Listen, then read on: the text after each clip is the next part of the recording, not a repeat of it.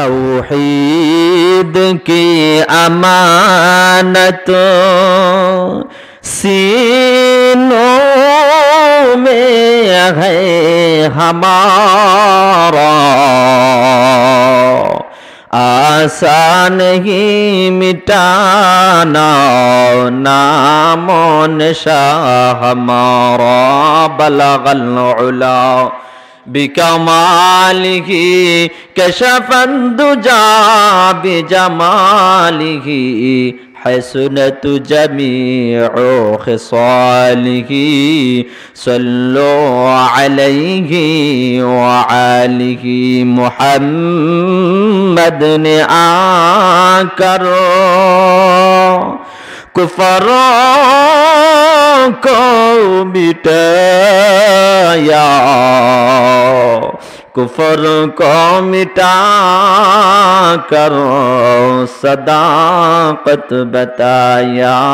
बलगल उला बिकमालिही कशफन दुजा बिजमालिही हसनत जमीउ खिसालिही सल्लो अलैहि व आलिहि। ला इलाहा इल्लल्लाह जुड़े ला इलाहा ला इलाहा इल्लल्लाह ला इलाहा इल्लल्लाह ला इलाहा इल्लल्लाह। ओ बेहाती करबे हातिर काज पाए करबे पायर काज, हाथे करबे हातिर काज पाए करबे पाয়ের কাজ। জবান সবাই জপরে মুমিন, জবান সবাই জপরে মুমিন, মহান আল্লাহ তাআলার নাম লা ইলাহা ইল্লাল্লাহ। আওয়াজ দে লা ইলাহা ইল্লাল্লাহ লা ইলাহা ইল্লাল্লাহ লা ইলাহা ইল্লাল্লাহ। আসিয়াই বলেন ফেরাউন রে যত খুশি তত মারো রে, তবু আমি ছাড়িব না এক আল্লাহ, তবু আমি ছাড়িব না এক আল্লাহ। লা ইলাহা ইল্লাল্লাহ জুড়ে লা ইলাহা ইল্লাল্লাহ লা ইলাহা ইল্লাল্লাহ লা ইলাহা লা ইলাহা ইল্লাল্লাহ মুহাম্মাদুর রাসূলুল্লাহ সাল্লাল্লাহু আলাইহি ওয়াসাল্লাম। रुखसार से बरक़ाए का जरा पर्दा उठा दो, रुखसार से बरक़ाए का जरा पर्दा उठा दो, लिल्लाही मुझे हुस्न खुदा दाद दिखा दो, लिल्लाही मुझे हुस्न खुदा दाद दिखा दो। ऐ बहर करम सदक़े हुसैन इब्न अली का, ऐ बहर करम सदक़े हुसैन इब्न अली का, ऐ बहर करम सदक़े हुसैन इब्न अली का। पियासा हो मुझे शरबत दीदार पिला दो, मैं दूर हो मजबूर हो वै सैयद आलम, मैं दूर हो मजबूर हो वै सैयद आलम, मैं दूर हो मजबूर हो वै सैयद आलम। दीदार दिखाते नहीं आवाज सुना दो, दीदार दिखाते नहीं आवाज सुना दो।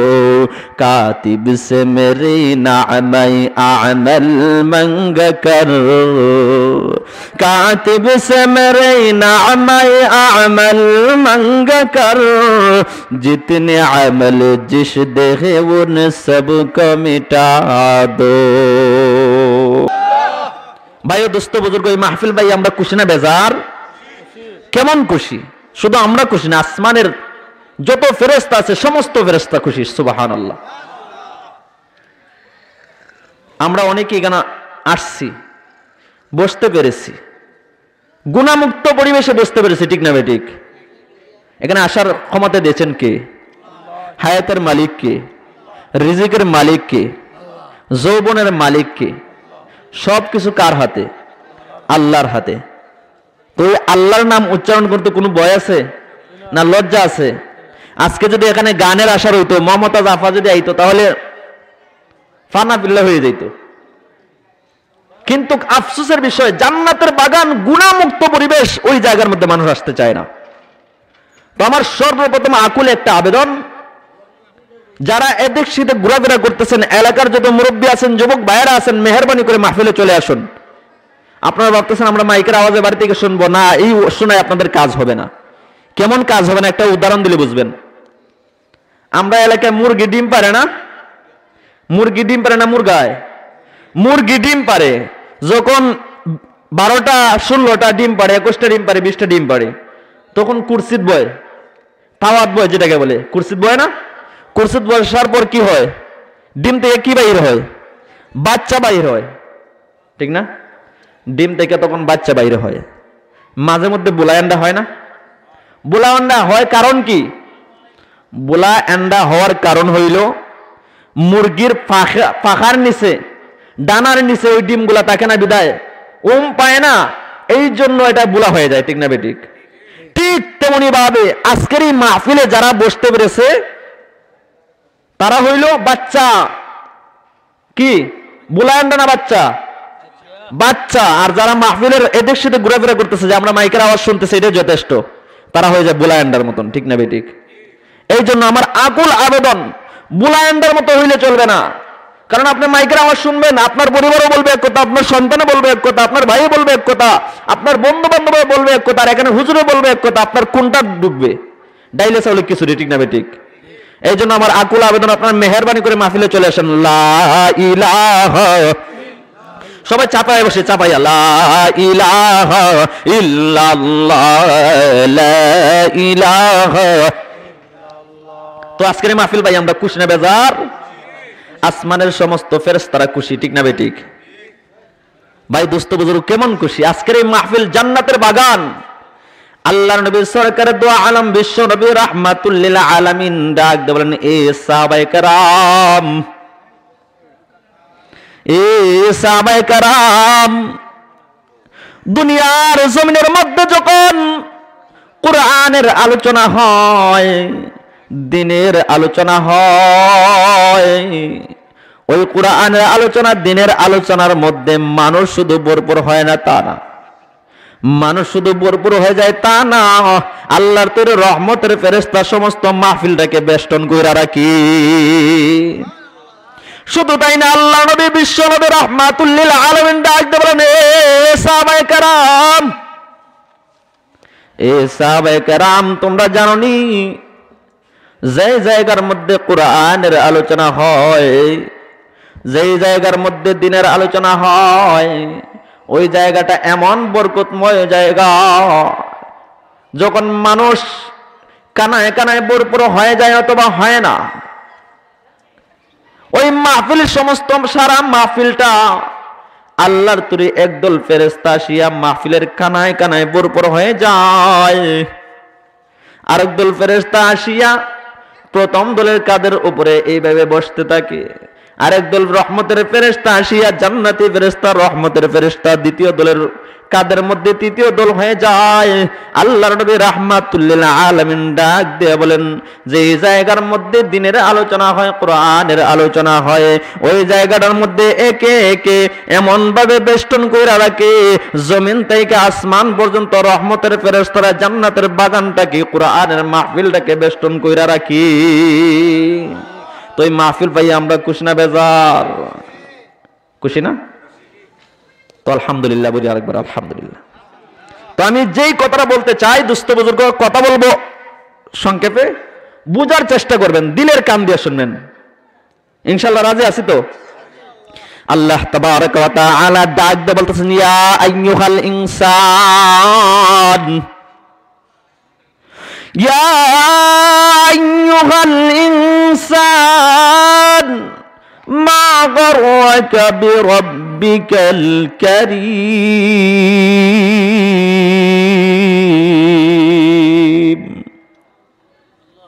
আল্লাহ তাআলা ডাক দেবেন ও পথভোলা মানুষ, কোন জিনিসে তোমাকে মহান রবের ব্যাপারে ধোঁকা দিয়ে দিল? কোন জিনিসে তোমাকে মহান রবের ব্যাপারে ধোঁকা দিয়ে দিল? তুমি শয়তানের ধোঁকায় পড়িয়া, নফসের ধোঁকায় পড়িয়া, ধন দৌলতের ধোঁকায় পড়িয়া তুমি মহান মালিককে ভুলে গেছো। তোমার কি একবার চিন্তা করার দরকার ছিল না আমার হায়াত আমার হাতে না, আমার মওত আমার হাতে না, মধ্যবর্তী জিন্দেগিটাও আমার হাতে না? আমরা দুনিয়ার মানুষ তো ভাবতে যে কি খাও দাও ফুর্তি করো, আমরা ভাবি দুনিয়াটা মস্ত বড়, খাও দাও ফুর্তি করো। না না না, এটা একটা কুফরি মতবাদ। এই মতবাদের উপর আমাকে আপনাকে জীবন যাপন করলে চলবে না। দুনিয়াটা মস্ত বড়, খাও দাও ফুর্তি করো, না না, আমাকে ভাবতে হবে আমার হায়াত আমার হাতে না, আমার মওত আমার হাতে না, মধ্যবর্তী জিন্দেগিটাও আমার হাতে না। আমার হায়াত কার হাতে? আরো জোরে, আমার হায়াত কার হাতে? আমার মওত কার হাতে? আর মধ্যবর্তী জিন্দেগিটা চালাইতে হবে কার হুকুম মোতাবেক? ভাই দোস্ত বুজুর্গ, আজকে মানুষ যখন গুনাহের কাজের মধ্যে নিমজ্জিত, মানুষ গুনাহ করতে করতে তার জিন্দেগিটা বরবাদ করে ফেলেছে, মানুষ গুনাহ করতে করতে তার 3.5 হাত দেহটাকে নাপাক করে ফেলেছে, তখন আল্লাহ তাআলা ডাক দিয়ে বলেন ইয়া আইয়ুহাল ইনসান মা গররাকা বিরাব্বিকাল কারীম। ও পথভোলা মানুষ, তোমাকে কোন জিনিসের ধোঁকা দিয়ে দিল? কোন জিনিসের ফান্দে পড়িয়ে, কোন জিনিসের ধোঁকায় পড়ে তুমি মহান মালিককে ভুলে গিয়া শয়তানের ধোঁকায় পড়েছো না, নফসের ধোঁকায় পড়েছো না, না বিবি বাচ্চার ধোঁকায় পড়িয়া, না দুনিয়ার ধোঁকায় পড়িয়া তুমি মহান মালিককে ভুলে গেছো? তোমার তো একবার চিন্তা করার উচিত ছিল, মালিক তোমাকে ফি আইয়ি সূরাতিন মা শাআ রাকাবাক এত সুন্দর করে বানাইছেন, এত সুন্দর করে তোমার সংসারটাকে সাজাইছেন, আর আজকে তুমি দুনিয়ার দান্দায় পড়িয়া, শয়তানের ধোঁকায় পড়িয়া, নফসের ধোঁকায় পড়িয়া মহান মালিককে ভুলে গেছো। আল্লাহ তাআলা পিছন দিক দিয়ে ডাকতেছেন ইয়া আইয়ুহাল ইনসান। বারবার মানুষ লাগামহীন ভাবে চলতেছে, বারবার মানুষ গুনাহ করতেছে, বারবার মানুষ নাফরমানি করতেছে, বারবার মানুষ চুরি করতেছে, বারবার মানুষ ডাকাতি করতেছে, বারবার মানুষ ব্যভিচার করতেছে, তারপর আল্লাহ তাআলা গুনাহগার বইলা ডাক দেন নাই, আল্লাহ তাআলা নাফরমান বইলা ডাক দেন নাই। আল্লাহ তাআলা বড় মায়া কইরা ডাক দিতে কুল ইয়া ইবাদিয়াল্লাযীনা আসরাফু আলা আনফুসিহিম লা তাকনাতু মির রাহমাতিল্লাহ ইন্নাল্লাহা ইয়াগফিরুয যুনুবা জামিআ ইন্নাহু হুয়াল গফুরুর রাহিম। আল্লাহ তাআলা নাফরমান বইলা ডাক দেন নাই রে ভাই, আল্লাহ তাআলা গুনাহগার বইলা ডাক দেন নাই।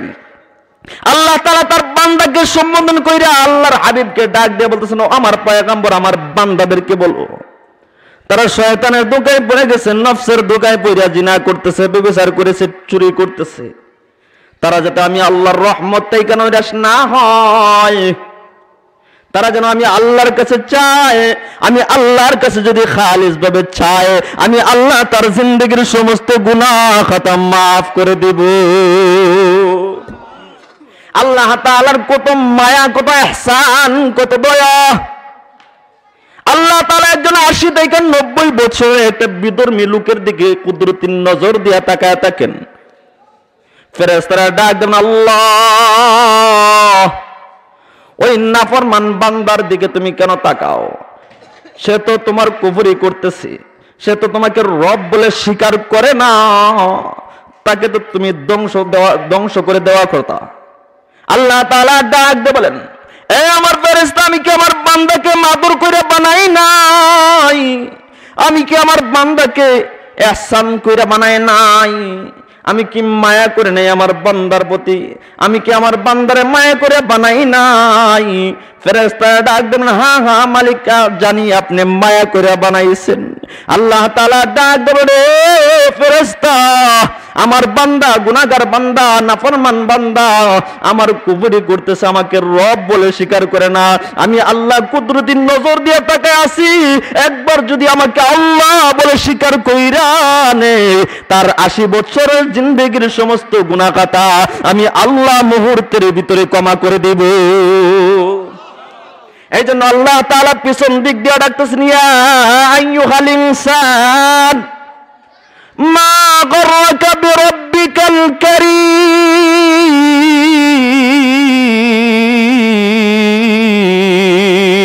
আল্লাহু আকবার। আল্লাহ তাআলা ডাক দেন, ও পথ ভোলা মানুষ, তুমি পথ ভুলে গেছো, জান্নাতের রাস্তা ভুলে গেছো, কোরআনের রাস্তা ভুলে গেছো, হাদিসের রাস্তা ভুলে গেছো, সুন্নতের রাস্তা ভুলে গেছো, পয়গম্বরের রাস্তা ভুলে গেছো। ইয়া আইয়ুহাল ইনসান, কোন জিনিসে তোমাকে পথ ভুলাইয়া দিল? কোন জিনিসে তোমাকে মহান রবের ব্যাপারে ধোঁকা দিয়ে দিল? তোমার তো চিন্তা করার দরকার ছিল। আল্লাহ তাআলা তোমাকে সৃষ্টি করেছেন, তোমাকে কবরে যেতে হবে। তুমি মুসলমান দাবি করে তুমি জানো কবর সত্য, তুমি মুসলমান দাবি করে তুমি জানো হাসর সত্য, তুমি জানো ফুলসিরাত সত্য। ও বান্দা, কোন জিনিসে ধোঁকায় পড়ে তুমি গুনাহের কাজ করতেছো? বান্দা, তোমার তো একবার উচিত ছিল বান্দা বালিশের মধ্যে মাথা লাগাইয়া লাগাইয়া চিন্তা করার উচিত ছিল। অথচ বান্দা তুমি যৌবনের তাড়নায়, নফসের তাড়নায়, শয়তানের ধোঁকায় পড়িয়া, বিবি বাচ্চার ধোঁকায় পড়িয়া, দম দৌলতের ধোঁকায় পড়িয়া মহান মালিককে ভুলে গেছো। তারপর আল্লাহ তাআলা তোমাকে, তোমার প্রতি জুলুম করেন নাই। আল্লাহ তাআলা এত মায়া করেছেন, এত দয়া করেছেন। আল্লাহ তাআলা তোমাকে বিনা পয়সার পানি দিতেছেন, বিনা পয়সার বাতাস দিতেছেন, বিনা পয়সার সূর্যের আলো দিতেছেন, বিনা পয়সার চন্দ্রের আলো দিতেছেন, বিনা পয়সায় রাত্রি দিতেছেন, বিনা পয়সায় দিন দিতেছেন। আল্লাহ তাআলা বিনা পয়সায় তোমাকে বৃষ্টি দিতেছেন। একবার যদি মাথাটা লাগাইয়া চিন্তা করো বান্দা, তাহলে তোমার জিন্দেগিতে গুনাহ করার কোনো সুযোগ নাই। মহান আল্লাহর ইবাদত করবা, আর মহান আল্লাহ তাআলার যখন ইবাদত করবা, আল্লাহ তাআলা খুশি হইয়া আরো নিয়ামত বাড়ায়া দিবেন। ঠিক না ভাই? ঠিক। তো আমরা গুনাহমুক্ত ভাবে জীবন যাপন করতে চাই না, না গুনাহ সহকারে জীবন যাপন করতে চাই? গুনাহমুক্ত ভাবে। কারণ আমার আপনার পিছনে বড় শত্রু কি? শয়তান। আমাকে আপনাকে আল্লাহ তাআলা যখন সৃষ্টি করেছেন, আমাদের আদিপিতা হযরত পয়গম্বর আদম আলাইহিস সালাতু ওয়াস সালামকে যখন আল্লাহ তাআলা সৃষ্টি করেছেন, যখন সিজদা করার কথা বলছিল, সিজদা করে নাই। আল্লাহ তাআলা ডাক দিয়ে বলেন, এ শয়তান, তুই সিজদা করছ নাই, সম্মান করছ নাই, তুই চিরদিনের জন্য জাহান্নামী হয়ে গেছিস। শয়তান ডাক দিয়ে বলে, আল্লাহ, ওই আদমের কারণে, আদম সন্তানের কারণে, আদমের কারণে আমি চিরদিনের জন্য জাহান্নামী হয়ে গেছি। আমি তোমার ইজ্জতের কসম কইরা বলতেছি গো আল্লাহ, ওই আদম সন্তানকে আমি গুনাহ মুক্ত ভাবে না, গুনাহ সহকারে আমি অন্ধকার কবরের মধ্যে নিয়ে যাব। জোরে সুরে বলুন নাউযুবিল্লাহ।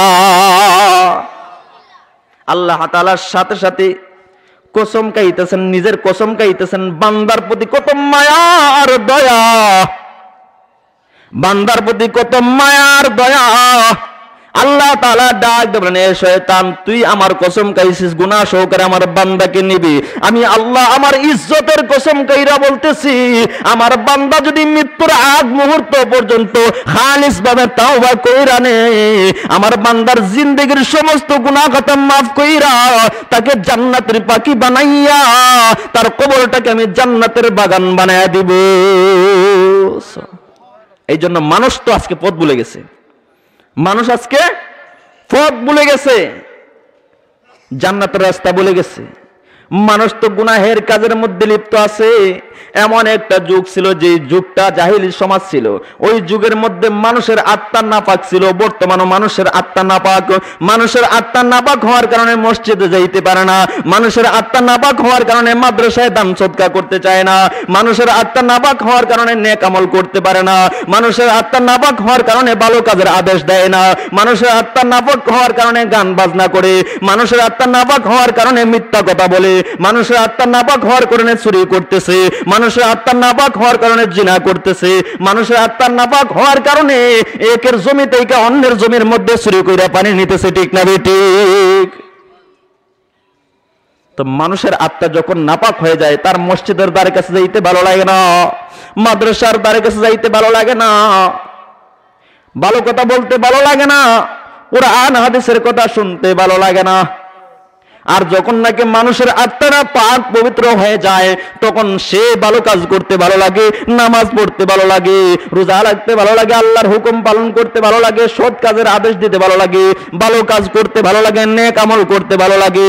এমন একটা যুগ ছিল যেই যুগটার মধ্যে মানুষের আত্মা নাপাক ছিল। বর্তমানে এই যুগ চলতেছে, জাহিলি যুগের চেয়ে বর্তমানের যুগ কম নয়। জাহিলি যুগ এমন একটা যুগ ছিল যে যুগের মধ্যে মানুষের আত্মা নাপাক ছিল। মানুষের আত্মা নাপাক হওয়ার কারণে ওই যুগের মধ্যে জিনা ব্যভিচার বেশি চলতো। প্রকাশ্য আপন কন্যা সন্তানকে জীবন্ত কবরস্থ করত, আপন বোনের সাথে ভাই জিনা করত, আপন মেয়ের সাথে বাবা জিনা করত। কারণ মানুষের একটাই মাত্র কারণ, ওই যুগের মধ্যে কোনো মুরব্বী ছিল না, ওই যুগের মধ্যে পয়গম্বর ছিল না, ওই যুগের মধ্যে কুরআনের তেলাওয়াত ছিল না। ওই যুগের মধ্যে এমন একটা যুগ ছিল যেই যুগের মধ্যে মানুষ প্রকাশ্যে কুনাকুনি করত, মানুষ প্রকাশ্যে দুশ্মনী করত। অথচ বর্তমান যুগে কুরআনের আলোচনা আছে, কিন্তু মানুষ কুরআনের আলোচনা শুনতে চায় না। বোঝা গেল ওই সমাজের মধ্যে কুরআনের আলোচনা ছিল না, ওই সমাজটা জাহিলি সমাজ ছিল। আর বর্তমান যুগের মধ্যে কুরআনের আলোচনা আছে বিদায় এরপর মানুষ কুরআনের পথে চলতে চায় না। বোঝা গেল জাহিলি সমাজ চেয়ে বর্তমান যুগ সমাজটা হয়ে গেছে আরো খারাপ। ঠিক না বেটি? কি কোন ঠিক না? একটা সমাজ ছিল, একটা যুগ ছিল জাহিলি সমাজ।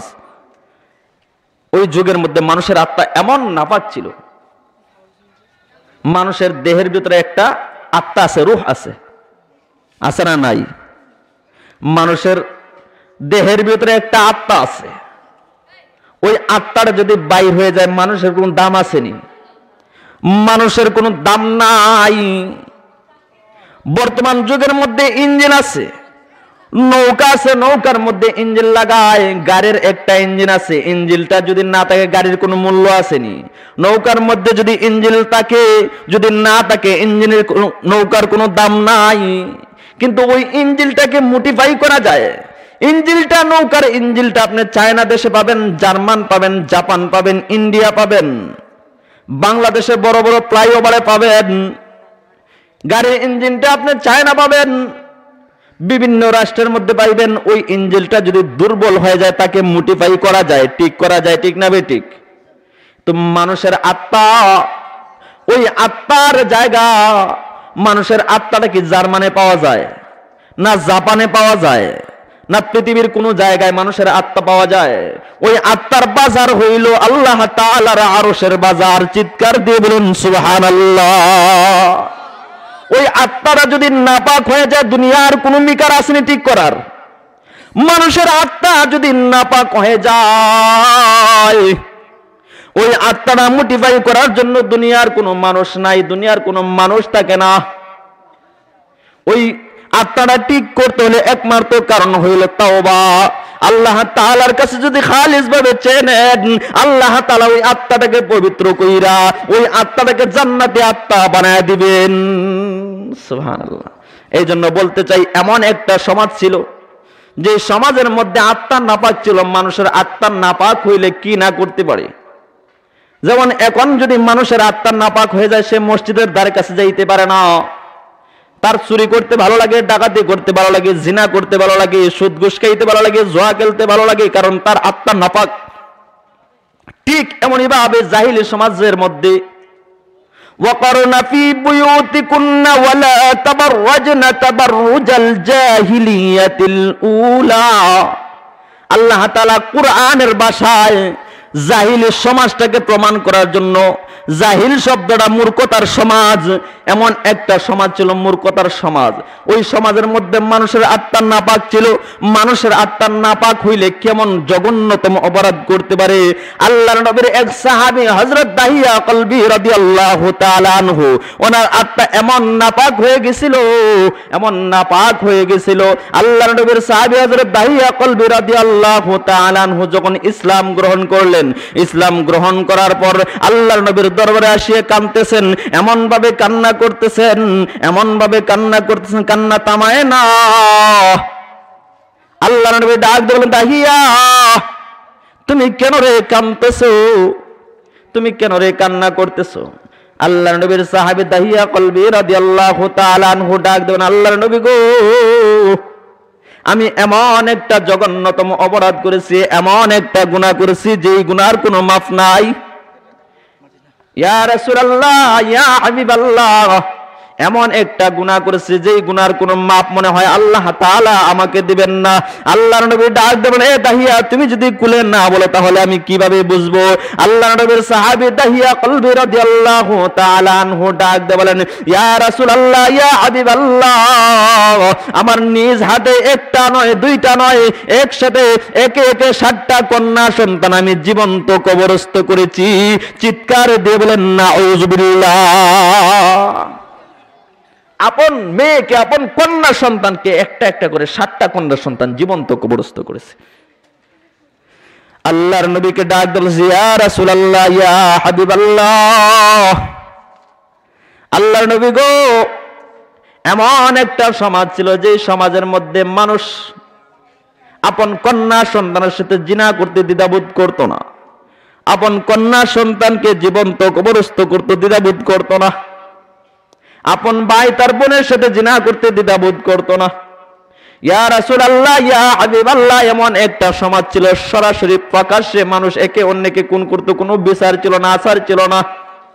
ইয়া রাসূলুল্লাহ, ইয়া হাবিবাল্লাহ, ওই যুগের মধ্যে এমন একটা প্রথা চালু ছিল, যার ঘরে নাকি কন্যা সন্তান জন্ম নিত, যার ঘরে নাকি কন্যা সন্তান জন্ম নিত, সে নিজেকে নিজে ছোট ভাবত, সমাজের মধ্যে সে মুখ দেখাইতে পারত না। ইয়া রাসূলুল্লাহ, ইয়া হাবিবাল্লাহ, ওই সমাজের মধ্যে আমি একে একে 7টা কন্যা সন্তান জীবন্ত কবরস্থ করেছি। এটা দিল নাড়া দেওয়ার বিষয় না ইয়া রাসূলুল্লাহ, ইয়া হাবিবাল্লাহ, সর্বশেষ যে বিষয়টা, সর্বশেষ যে বিষয়টা, সেটা হলো দিল নাড়া দেওয়ার বিষয়। আমি আমার 8 বছরের একটা ফুটফুটে কন্যা সন্তানকে জীবন্ত কবরস্থ করেছি। ইয়া রাসূলুল্লাহ, ইয়া হাবিবাল্লাহ, হযরত দাহিয়া কলবি রাদিয়াল্লাহু তাআলা আনহু এমন ভাবে কান্না করতেছেন, এমন ভাবে কান্না করতেছেন, দাহিয়ার কান্না দেখে আল্লাহর নবী কান্না করতেছেন, আল্লাহর নবীর চক্ষু দিয়ে পানি বাইর হইতেছে।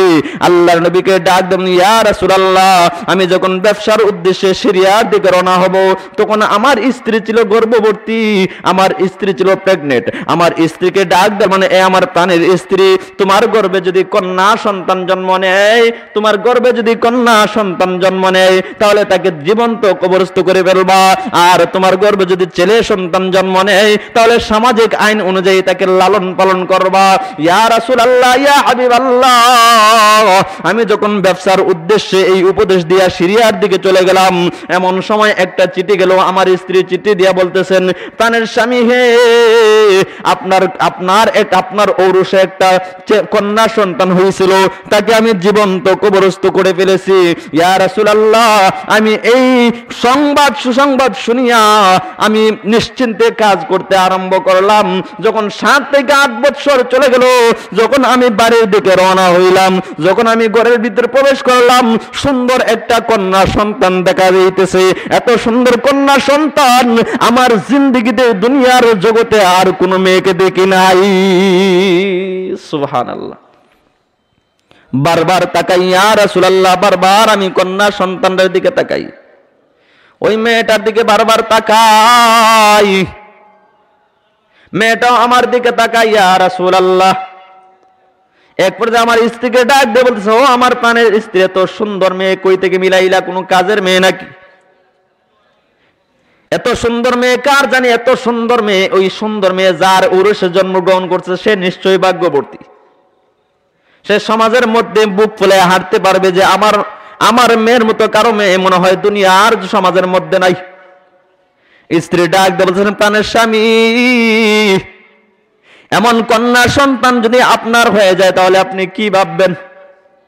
দাহিয়া কলবি ডাক দিয়া বলতেছে, ইয়া রাসূলুল্লাহ, আমার স্ত্রীর কাছ থেকে কথা নেওয়ার জন্য আমি বলতে লাগলাম, ও প্রাণের স্ত্রী, এমন কন্যা সন্তান যদি আমার উরুষে হয়, আমার মেয়ে যদি হয়, তাহলে আমি সমাজের মধ্যে গিয়া মুখ দেখাইতে পারবো, সমাজের মধ্যে গিয়া বড় মুখে বলতে পারবো আমার মেয়ের মতো দুনিয়ার কারো মেয়ে হয়তো নাই।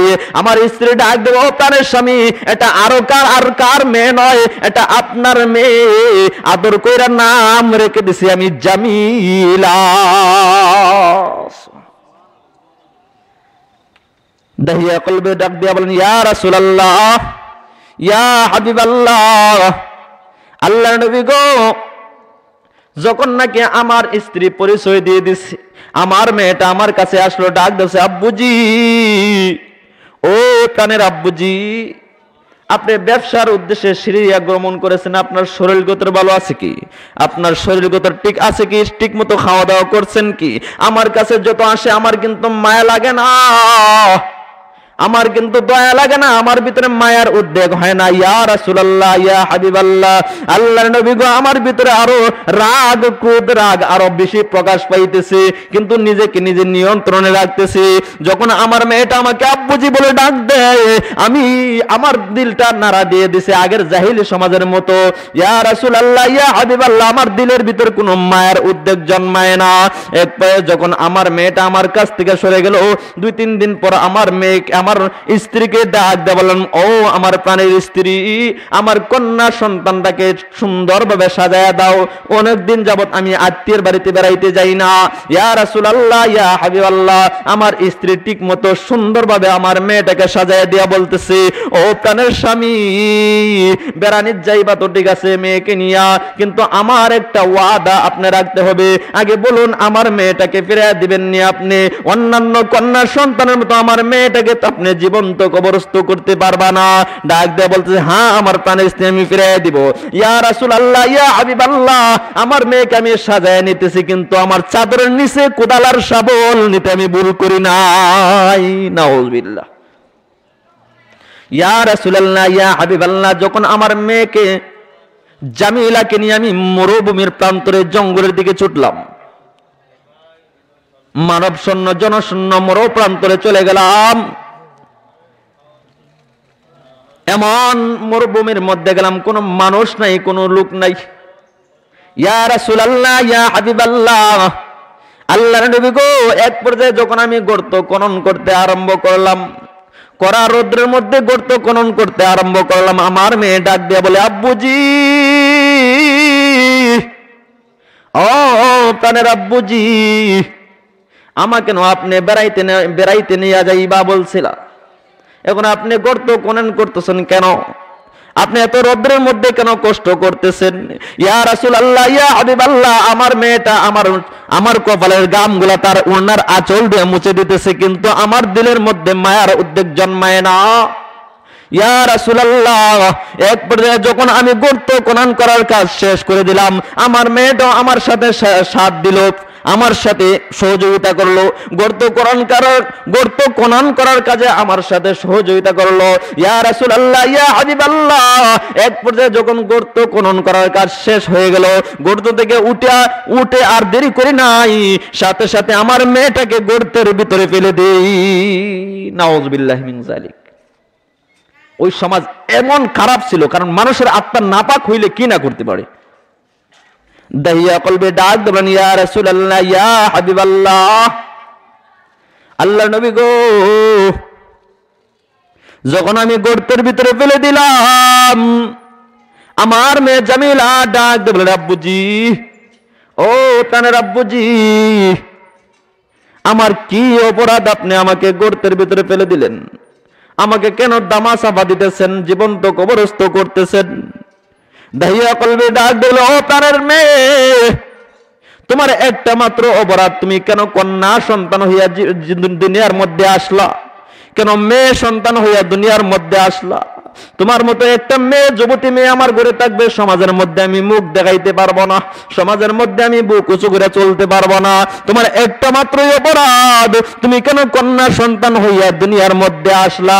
ইয়া রাসূলুল্লাহ, ইয়া হাবিবাল্লাহ, আমার মেয়েটাকে যখন এক পর্যায়ে আমি জীবন্ত কবরস্থ করতে আরম্ভ করলাম, এমন সময় যখন দুইটা হাত রয়ে গেছে বাকি, এমন সময় আমার মেয়েটা ডাক দিয়ে বলে, আব্বুজি, আমাকে জীবন্ত কবরস্থ করবা না আব্বুজি।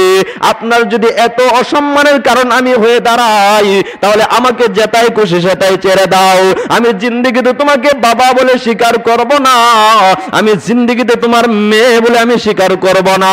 আমাকে যেটাই খুশি সেটাই চলে যাও, আমি মরুভূমির প্রান্তরের জঙ্গলের দিকে চলে যাব, আমি জিন্দেগিতেও বাড়ির দিকে আসবো না। এরপর আমাকে জীবন্ত কবরস্থ করতে পারবা না। ইয়া রাসূলুল্লাহ, দাহিয়া কলবে ডাক দেবেন, ইয়া রাসূলুল্লাহ, আমার প্রচন্ড হৃদয় আমার নাড়া দিয়া উঠছে, আমার মায়ার উদ্বেগ হয় না। একবারে যখন আমি দামা সাবা দেওয়া আরম্ভ করতে লাগলাম, এমন সময় আমার মেয়েটা ডাক দেবে, আল্লাহ, ও রব্বুল আলামিন, ও আসমানের মালিক, আমার মায়ের মুখে শুনেছি তুমি নাকি একজন আসমানের মালিক আছো। ও আসমানের মালিক, আমার মায়ের মুখে শুনেছি তুমি নাকি কুল কায়নাতের একজন মালিক আছো। তোমার কাছে আমার একটা আবেদন, ও আল্লাহ, এমন একটা সংবিধান দাও যে সংবিধান আসার কারণে মেয়ে জাতির, নারী জাতির সম্মান বেড়ে যায়। ও আসমানের মালিক, এমন একজন পয়গম্বর দাও যে পয়গম্বরের কারণে নারী জাতির সম্মান বেড়ে যায়। ইয়া রাসূলুল্লাহ, ইয়া হাবিবাল্লাহ, আজকে কালিমা গ্রহণ করে বলতে পারলাম, বুঝতে পারলাম আমার মেয়ের ওই দিনের দোয়া কবুল হয়ে গেছে আল্লাহর দরবারে।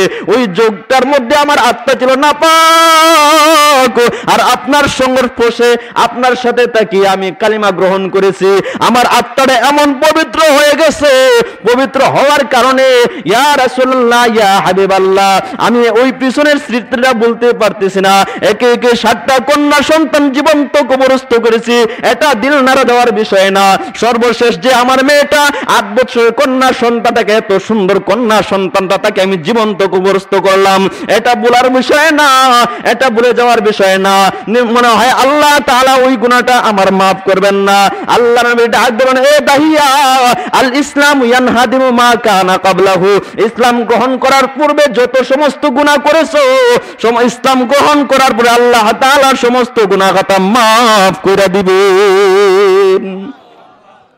দাহিয়া কলবে ডাক দেবেন, ইয়া রাসূলুল্লাহ, নিশ্চয় আল্লাহ তাআলা আহকামুল হাকিমিন, নিশ্চয় আল্লাহ তাআলা গাফুরুর রহিম।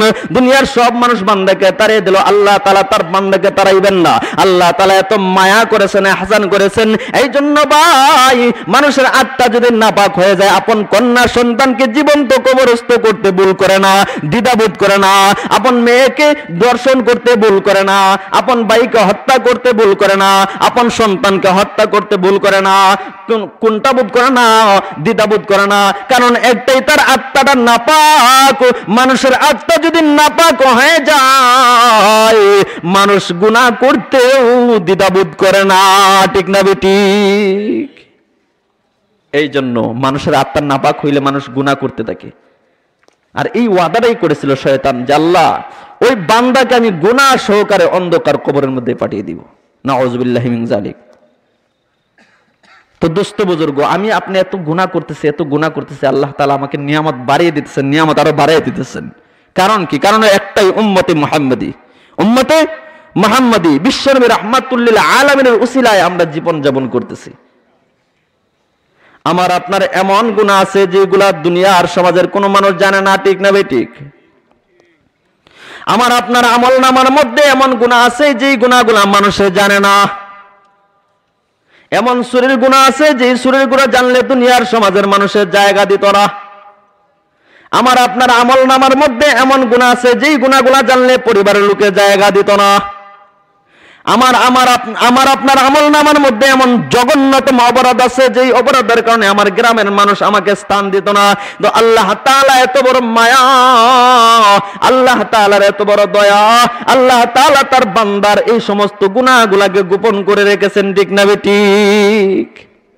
যেমন দেখবেন রাত্রি হয়ে গেলে মানুষ নারকেল চুরি করে না? যুবক বয়সে মানুষ অনেকেই করে, বড়ই চুরি করে, নারকেল চুরি করে, আর বৃদ্ধ বয়সে বুড়া বয়সে একের জমি থেকে আরেকজনের জমির মধ্যে চুরি করে পানি নেয়, আছে না নাই? হ্যাঁ, পানি চুরি করে নেয় না? এরকম জালিম নাই সমাজের মধ্যে? আছে। ওই জালিমের গুনাহগুলো আল্লাহ যদি প্রকাশ করে দিতেন তাহলে একজনের মাথা আরেকজন ফাটাইতেন না? আমি জমিনের মধ্যে এত কষ্ট করে আমি পানি দিছি, আর আমার জমিনের পানি তুমি চুরি করে নিবা, এটা কোশ্চেন গেল হইতে পারে না, ঠিক না ঠিক? আল্লাহ তাআলা বান্দার গুনাহগুলোকে এমন ভাবে গোপন কইরা রাখেন, দুনিয়ার কোনো মানুষ জানে না। দুনিয়ার কোনো মানুষ জানবে দূরের কথা, কল্পনাই করতে পারে না। আল্লাহ তাআলা এমন ভাবে বান্দার গুনাহগুলা গোপন কইরা রাখেন। এই জন্য আল্লাহ তাআলার কাছে খালিস ভাবে তওবা কইরা নেন, কারণ কাল কিয়ামতের ময়দানে বান্দার একটা সামান্যতম গুনাহ ছাড় দেওয়া হবে না। সমস্ত গুনাহগুলা, নেক আমল আর গুনাহগুলা সিসি ক্যামেরার মতন ফিট হয়ে আছে আল্লাহ তাআলার আরশে আজিমের মধ্যে, সব ফিট হয়ে আছে, একটা গুনাহ ছাড় হবে না। ওই দিন প্রত্যেকটা আমল, প্রত্যেকটা নেক আমল, বদ আমলের হিসাব নেওয়া হবে। এই জন্য সাবধান হয়ে যান।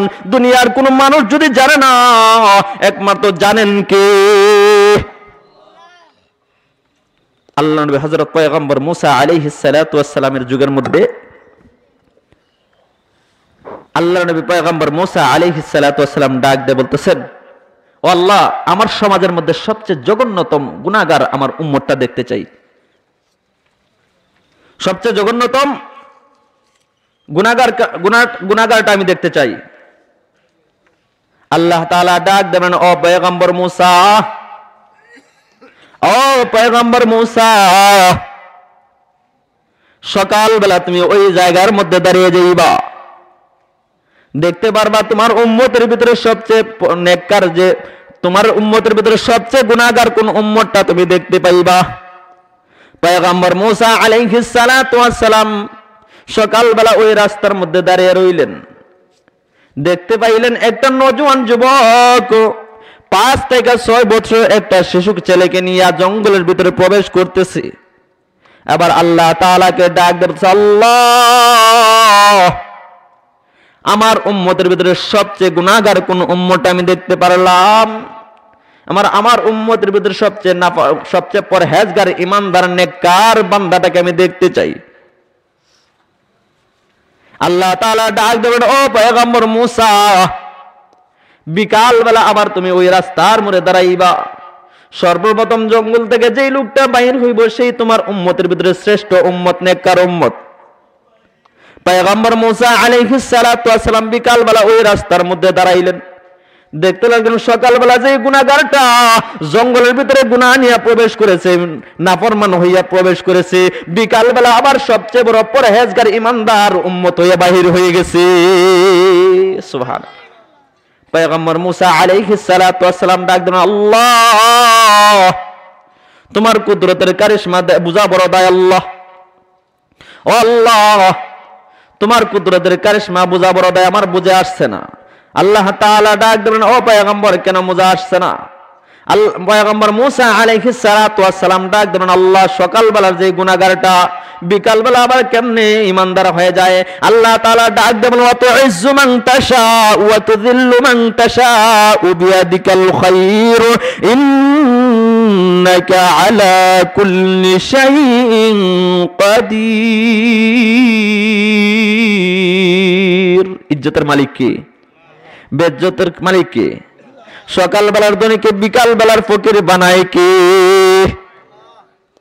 পয়গম্বর মুসা আলাইহিস সালাতু ওয়াস সালাম ডাক দিয়ে বলেন, আল্লাহ, ও আল্লাহ, আমাকে পরিপূর্ণভাবে বুঝায় বলুন। আল্লাহ তাআলা ডাক দেবেন, ও পয়গম্বর মুসা, সকালবেলা যখন গুনাহগার হইয়া জঙ্গলের ভিতরে প্রবেশ করেছেন নজওয়ান যুবকটা, তার সঙ্গে ছিল, সাথে ছিল একটা 5 থেকে 6 বছরের তার সন্তান। ওই সন্তানটা ডাক বলে, আব্বুজি এত সুন্দর জঙ্গল, এত বড় জঙ্গল আর কখনো দেখি নাই, ওই জঙ্গলের চেয়ে কোনো কিছু বড় আছে কি? নজওয়ান যুবকটা ডাক দিয়ে বলেন, ও প্রাণের সন্তান, হা হা, ওই সুন্দর জঙ্গল আর এত বিশাল বড় জঙ্গলের চেয়ে পাহাড়টা বিশাল বড়। সন্তানটা ডাক দিয়ে বলে, আব্বুজি ওই পাহাড়ের চেয়ে কোনো কিছু বড় আছে কি? ওই সুন্দর বিশাল পাহাড়ের চেয়ে কোনো কিছু বড় আছে কি? এবার বাবা ডাক দিয়ে বলেন, হ্যাঁ আমার প্রাণের সন্তান, আছে আছে, ওই সুন্দর বিশাল পাহাড়ের চেয়ে সাগরটা বিশাল বড়। আর সন্তান ডাক দিয়ে বলে, আব্বুজি ওই সাগরের চেয়ে কোনো কিছু বড় আছে কি? এবার বাবা ডাক দিয়ে বলছে, হ্যাঁ আব্বুজি আছে আছে, ও সন্তান আছে, ওই পাহাড়ের চেয়ে সাগর বড়, ওই সাগরের চেয়ে কুটিবিহীন আসমানটা বিশাল বড়।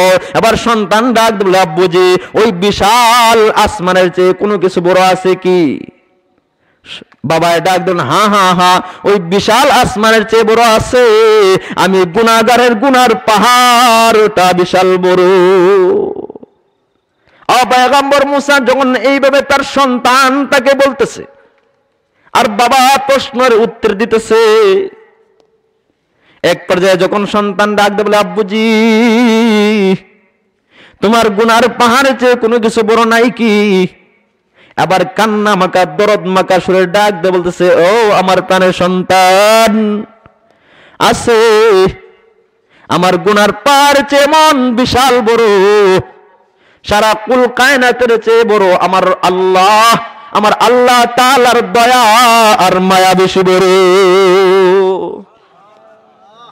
সন্তানকে ডাক বলে, আমার প্রাণের সন্তান, আল্লাহ তাআলার দয়া আর মায়া বেশি বড়। সন্তান ডাক বলে, আল্লাহ।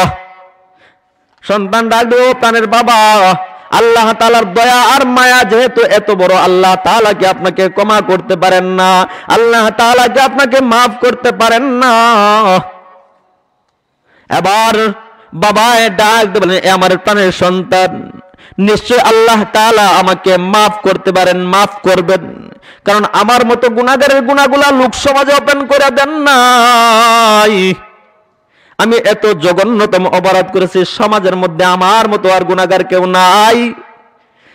আমি এত জঘন্যতম অপরাধ করেছি, আমার গুনাহগুলো যদি মানুষে জানতো, আমাকে মানুষ বাঁচতে দিত না, আমার সমাজের মানুষ আমাকে জায়গা দিত না, আমার ঘরের মানুষ আমাকে জায়গা দিত না, আমার বাড়ির মানুষ আমাকে জায়গা দিত না, আমার এলাকার মানুষ আমাকে স্থান দিত না, আমাকে হত্যা করে ফেলতো। ও আমার প্রাণের সন্তান, কিন্তু এই সমস্ত গুনাহগুলো আমার আল্লাহ যেহেতু গোপন করে রেখেছেন, আমার বিশ্বাস আমার প্রাণের সন্তান আল্লাহ তাআলা গফুরুর রহিম, আল্লাহ তাআলা হয়তো আমার জিন্দেগীর সমস্ত গুনাহ কথা মাফ করবেন। এই আমার প্রাণের সন্তান, তুমি সাক্ষী, আমার আল্লাহ সাক্ষী, আমি এই মুহূর্তে খালিস ভাবে তওবা কইরা নিলাম, আমি আর জিন্দেগীতে গুনাহ করব না, আমার আল্লাহ হয়তো নিশ্চয় আমাকে মাফ করবেন। আল্লাহ তাআলা ডাক দেন, ও পয়গম্বর মুসা, আমার গুনাহগার বান্দা, নাফরমান বান্দা যখন এইভাবে অনুনয় বিনয় করিয়া সন্তানের সাথে আমি আল্লাহর কাছে খালিস ভাবে তওবা কইরা নিছি, আমি কি মায়ার আল্লাহ না? আমি কি দয়ার আল্লাহ না? আমি কি পারি না আমার গুনাহগার বান্দাকে ঈমানদার বান্দা বানাইতে? আমি আল্লাহর কুদরতে সাগরের মধ্যে ঢেউ উঠে গেছে, আমি আল্লাহ মুহূর্তের ভিতরে সকাল বেলার গুনাহগারকে বিকাল বেলার সবচেয়ে পরহেজগার ঈমানদার বান্দা বানিয়ে দিয়েছি। তো আমরা চাই কি চাই না আল্লাহ তাআলার খালিস বান্দা হইতাম, গুনাহমুক্ত ভাবে ওকারে গুনাহমুক্ত ভাবে অন্ধকার কবরে যেতে চাই, যাতে অন্ধকার কবরটা আমার আপনার জন্য জান্নাতের আলো হয়ে যায়, জান্নাতের বাগান হয়ে যায়। তো আজকে আমি আপনার দুনিয়ার মধ্যে বিচরণ করতেছি, নিজের জন্য বিচরণ করতেছি, তো আমার আপনার অনেকে মা বাবা অন্ধকার কবরের মধ্যে চলে গেছেন, তাদের জন্য কি একবার স্মরণ হয় নাকি আমাদের? হাদিস শরীফের মধ্যে আসছে, যখন নাকি কবরের পাশ দিয়ে কোনো লোক যায়, তখন তার আত্মীয় স্বজন যদি কবরের মধ্যে তাকে ডাক দেয়, বলে, এ আমার প্রাণের সন্তান, এ আমার প্রাণের ভাই, এ আমার প্রাণের বাবা, তোমার কি মায়া লাগে না? তোমার কি দয়া লাগে না? এ আমার প্রাণের সন্তান, তোমার কি একবার আমার কথা স্মরণ হয় না? আমার সারা জিন্দগি তোমার তলে কুরবানি করে এসেছি, তোমার তলে বিসর্জন করে এসেছি। তুমি যেই বাড়ির মধ্যে ঘুমাও এই বাড়িটা আমার তৈরি, তুমি যেই বাড়ির মধ্যে দেখো এটা আমার কষ্টের ফল। আজকে আমি অন্ধকার কবরের মধ্যে শুয়ে আছি, তোমার কি একবার আমার কথা স্মরণ হয় না? তোমার কি একবার আমার কথা স্মরণ হয় না? একবার কি আমার কথা মনে হয় না? একবার কি নেক আমল করিয়া আমার কথা স্মরণ করতে পারো না? আমার কাছে কি ইসারের সওয়াব পাঠাইতে পারো না? একবার কি দান সদকা করতে পারো না? কোরআন তেলাওয়াত করিয়া কোরআন তেলাওয়াতের সওয়াবটা আমার কাছে পাঠাইতে পারো না? একবার কি আল্লাহর রাস্তায় দান করিয়া আমার নামে দান করতে পারো না? এ আমার প্রাণের সন্তান, যখন তোমার পকেট ছিল না তখন আমি আমার পকেটটা তোমার পকেট বানাইছি। আজকে আমি অসহায় অবস্থায় আছি, তোমার কি একবার স্মরণ হয় না? তোমার কি একবার মায়া লাগে না? আজকে আমি অন্ধকার কবরের মধ্যে শুয়ে আছি, আমার প্রাণের সন্তান, আমার জন্য তুমি কিছু দান সদকা করো। এভাবে ডাক দিতে বলি, এভাবে ডাক দিয়া আত্মীয় স্বজন এভাবে ডাক দিয়ে বলে যে আমি আজকে বড় অসহায় হয়ে গেছি। আল্লাহর নবী, আল্লাহর এক বান্দা, আল্লাহর স্বপ্নে দেখতেছেন আল্লাহর এক বান্দি কবরের মধ্যে জান্নাতি চেয়ারের মধ্যে বসে আছেন, জান্নাতি চেয়ারের মধ্যে বসিয়া জান্নাতি হাওয়া বাতাস খাইতেছেন। আল্লাহর ডাক দিয়ে বলেন, ও মা, পাশের যত মুর্দেগান আছে প্রত্যেকটা মুর্দেগান ফেরেশতাদের কাছ থেকে নেক আমল নেওয়ার জন্য তাড়াহুড়া করতেছে, তাড়াহুড়া করতেছে। আপনি দেখা যায় জান্নাতি একটা চেয়ারের মধ্যে বসিয়া দুলনা খেলতেছেন, দুলনা দুলতেছেন। বিষয়টা কি? বিষয়টা কি? মহিলাটা ডাক দিয়ে বলেন, ও আল্লাহর ওলি, দুনিয়ার সমাজের মধ্যে আমার এমন একটা নেককার সন্তান রেখে এসেছি, যে নেককার সন্তানটা আমার নামে কোরআন তেলাওয়াত করি, আমার নামে দান সদকা করিয়া আমার কবরের মধ্যে সওয়াব পাঠাইয়া দেয়। এমন একটা নেককার সন্তান থাকতে আমি কি নেক আমল আমার প্রয়োজন আছে কি? ডাক দিয়ে বলে, আল্লাহর ওলি, আমার সন্তানটা দৈনন্দিন আমার জন্য নেক আমল কইরা আমার কবরে পাঠায়, আর ওই নেক আমলের উসিলায় আমি কবরের মধ্যে তাকিয়া জান্নাতের হাওয়া বাতাস খাইতে থাকি। সুবহানাল্লাহ। কিছুদিন পর আবার আল্লাহর ওলি ডাক দিয়ে বলতেছেন, ও মা, স্বপ্নের মধ্যে দেখতেছেন এবার মহিলাটা সবার আগে আগে ত্রাণ নেওয়ার জন্য, নেকে নেওয়ার জন্য ফেরেশতাদের কাছ থেকে নেকে নেওয়ার জন্য সবার আগে আগে লাইন টেলতেছেন। এবার ডাক দিয়ে বলে, ও মা, আপনি এবার কেন সামনে আগাইতেছেন? সবার সামনে আগাইয়া নেকে নেওয়ার জন্য কারাগারি করতেছেন কেন? মহিলাকে ডাক দিয়ে বলেন, আল্লাহর ওলি, দুঃখের বিষয় কাকে বলি? দুঃখের সীমা নাই। আমার যে সন্তানটা ছিল এই সন্তানটা আর দুনিয়ার মধ্যে নাই। আমার নেককার সন্তানটা দুনিয়ার জগতে নাই। নেককার সন্তানটা যতদিন আছেন ততদিন আমি কবরের মধ্যে তাকিয়ে জান্নাতে হাওয়া বাতাস খাইতেছিলাম। এ আল্লাহর ওলি, আমার ওই সন্তানটা নাই বিধায় আমি বড় অসহায় হয়ে গেছি। এই জন্য ভাই, আমাদের আত্মীয় স্বজন অনেকেই কবরের মধ্যে আছেন, তারা আমাদের হাতের দিকে তাকায় আছেন। আমরা কখন তাদের নামে দান সদকা করি, তাদের নামে কখন আমরা কি করি? দোয়া করতে থাকি। তারা আত্মাটা শান্তি পায়, তারা কবরের মধ্যে সরাসরি নেক আমল পৌঁছে যায়, আর নেক আমল পৌঁছে যাওয়ার বদলতে তাদের কবরের আযাব মাফ হয়ে যায়। এমনকি নেক আমলের কারণে তাদের কবরটা জান্নাতের বাগান হয়ে যায়। একবার চিন্তা করুন তো, আমাকে মরতে হবে না? আপনাকে মরতে হবে না? আপনি যখন মরবেন, আপনার সন্তান কি চান আপনার নামে দান সদকা করুক? যদি চান তাহলে আপনার মা বাবা দাদা দাদিদের জন্য আপনি দান সদকা করতে থাকুন। আপনি যদি আপনার মা বাবা আত্মীয় স্বজনের জন্য দান সদকা করেন না, তাহলে মনে রাখবেন আপনার জন্য আপনার নাতিরা, আপনার ছেলেরা দান সদকা করবে না। আর বিশেষ করে হইল যখন দান সদকা করবেন, ওই দান সদকার সওয়াবটা সরাসরি আত্মীয় স্বজনের কবরের মধ্যে পৌঁছে যায়। তো আজকে তো আমরা দুনিয়ার মধ্যে চলতেছি, নিজের জন্য করতেছি, কিন্তু আসলে নিজের জন্য কিছু করতেছি না। ধন দৌলত সাজাইতেছি, অট্টালিকা বানাইতেছি, ঘর বাড়ি বানাইতেছি, কিন্তু হঠাৎ একদিন মরে গেলাম, আল্লাহর রাস্তায় দান করতে পারলাম না। ধন দৌলত বানাইলাম আমি, ঘর বাড়ি বানাইলাম আমি, কিন্তু বুক করলো অন্যজনে, বুক করলো আমার সন্তানাদেরা, কিন্তু সাজা পাইলাম আমি। কবরের মধ্যে যখন আমি যাব, আল্লাহ তাআলা ফেরেশতাদের মাধ্যমে প্রশ্ন করবে যে তুমি দুনিয়ার মধ্যে কি রেখে এসেছো? তোমার ধন সম্পদ আল্লাহর রাস্তায় দান করছো কি? হাসরের ময়দানে তো জিজ্ঞাসা করা হবে তোমার ধন সম্পদ আল্লাহর রাস্তায় দান করছো কি? কারণ তুমি ধন সম্পদ অট্টালিকা বানাইছো, টাকা পয়সা বানাইছো, কিন্তু আল্লাহর রাস্তায় খরিদ করতে পারো নাই, আল্লাহর রাস্তায় ব্যয় করতে পারো নাই। ওই ধন সম্পদ আপনার জন্য জাহান্নামের কারণ হয়ে যাবে। এই জন্য যতদিন দুনিয়ার মধ্যে আছেন আল্লাহর রাস্তায় দান করে কে কে রাজি আছেন? হাত তুলেন সবাই, ইনশাআল্লাহ। তো দোস্ত বুজুর্গ, যে কথাটা বলতেছিলাম যে আমরা একদিন কবরের মধ্যে চলে যাব, ঠিক না ঠিক?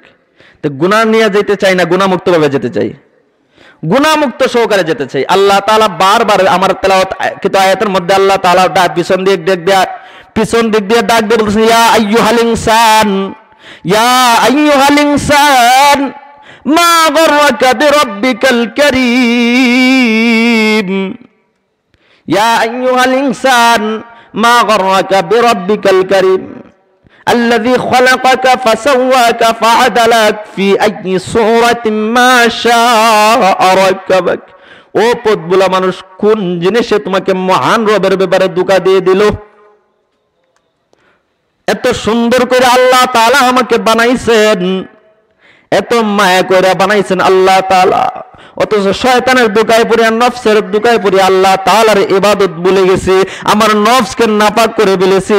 তারপর আল্লাহ তাআলা গুনাহগার বইলা ডাক দেন নাই রে ভাই, নাফরমান বইলা ডাক দেন নাই, আল্লাহ তাআলা বান্দা বলে সম্বোধন করে ডাক দিয়ে বলতেছেন, কুল ইয়া ইবাদিয়াল্লাযিনা আসরাফু আলা আনফুসিহিম লা তাকনাতু মির রাহমাতিল্লাহ ইন্নাল্লাহা ইয়াগফিরুয যুনুবা জামিআ ইন্নাহু হুয়াল গফুরুর রহিম।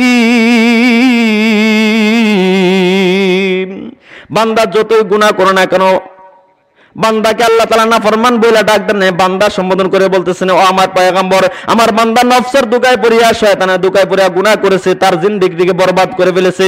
সে যেন আমার রহমত থেকে নৈরাশ না হয়, আমার কাছে যদি খালিস ভাবে তাওবা করতে পারে, আমি আল্লাহ তার জিন্দেগির সমস্ত গুনাহ খাতা মুহূর্তের ভিতরে মাফ করে দেব। কেমন ভাবে মাফ করবেন? একজন মানুষ যদি গুনাহ করতে করতে মরুভূমির বালু কোন সমস্ত মরুভূমির বালুকণার সমপরিমাণ গুনাহ করে ফেলে, একজন মানুষ যদি গুনাহ করতে করতে পৃথিবীর যত সাগর আছে, সাগরের মধ্যে যত পানি আছে, পানির যত ফেনা আছে, ফেনার সমপরিমাণ যদি গুনাহ করে ফেলে, একটা মানুষ যদি গুনাহ করতে করতে পৃথিবীর মধ্যে যত তরুলতা বৃক্ষলতা গাছ আছে, গাছের যত পাতা আছে, পাতার সমপরিমাণ যদি গুনাহ করে ফেলে, তারপরে যে আল্লাহ তাআলার কাছে খালিস ভাবে তাওবা করে নেয়, আল্লাহ তাআলা এই সমস্ত গুনার পাহাড় মুহূর্তের ভিতরে মাফ করে দিবেন। শুধু তাই না, মানুষের ভিতরে যে গুনাহের পেয়ালাটা আছে, সমস্ত গুনাহ কথা মাফ কইরা পেয়ালাটা খালি কইরা আল্লাহ তাআলা নেকি দিয়া ভরপুর করে দিবেন। তো আমরা খালিস ভাবে তাওবা করতে চাই তো? জি, তাওবা করে আবার তাওবা ভাঙ্গিলাম, অবশেষে খাঁটি তাওবা করিলাম। এবার নামদারি তাওবা করে কোনো ফায়দা নাই।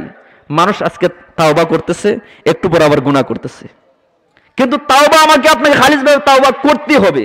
কিন্তু শয়তান ধোঁকা দিবে যে তুমি এখন নামাজ ছেড়েছো, তুমি এখন গুনাহের কাজ করেছো, তুমি এখন তাওবা করবা, একটু পরে যদি আবার গুনাহ করো, একটু পরে যদি আবার নামাজ ছেড়ে দাও, আপনি এখন এশার নামাজ পড়ছেন, পরবর্তী যদি আবার ফজর নামাজ পড়তে পারো না, তাহলে তাওবা করার কোনো প্রয়োজন নাই। শয়তান এভাবে ধোঁকা দিতে দেখে। যদি তুমি গুনাহ করে ফেলো, যদি তুমি নামাজ ছেড়ে দাও, কিন্তু সাবধান, ওই যুদির আগে আরেকটা যদি আছে, যদি তাওবা না করে আপনি মারা যান, আপনার উপায়টা কি হবে? জি, তাওবা না করে যদি আপনি মারা যান, আপনার উপায়টা কি হবে? এই জন্য আল্লাহ তাআলার কাছে খালিস ভাবে তাওবা করতে হবে। তাওবা করে আবার তাওবা ভাঙ্গিলাম, অবশেষে খাটি তাওবা করিলাম অবশেষে খাটি তাওবা করিলাম এ জীবনে না করিলাম বন্দেগী এ জীবনে না করিলাম বন্দেগী গুনাহ করে কাটাইলাম জিন্দেগি গুনাহ করে কাটাইলাম জিন্দেগি গুনাহ করছি আর তো গুনাহ করব না গুনাহ করছি আর তো গুনাহ করব না ও গো মাবুদ মাফ করে দাও রব্বানা ও গো মাবুদ মাফ করে দাও রব্বানা কে কে তাওবা করতে রাজি আছেন আল্লাহ তাআলা আমাদের সবাইকে কবুল আর মঞ্জুর করুন সবাই বলেন আমিন এই জন্য ভাই আল্লাহ তাআলা তো মায়া করে ডাক দিতেছেন গুনাহগার বইলা ডাক দেন নাই আল্লাহ তাআলা সুযোগ তুকাইতেছেন আমার বান্দাটা কখন আমার কাছে চায় পৃথিবীর মধ্যে একটা দুর্বল লোকের কাছে বড় লোক চায় না খবর পাঠায় না যে অমুককে গিয়ে বলো আমার কাছে ভুল করছে যেন আমার কাছে চায় এটা বলে না কারণ মানুষ তার ওয়াইট কমবে সম্মান কমবে বরং ধমকি দিয়ে বলে অমুকে আমার সাথে বেয়াদবি করেছে ওই ছোট লোকটা চাকর লোকটা আমার সাথে বেয়াদবি করেছে তাকে গিয়ে বলো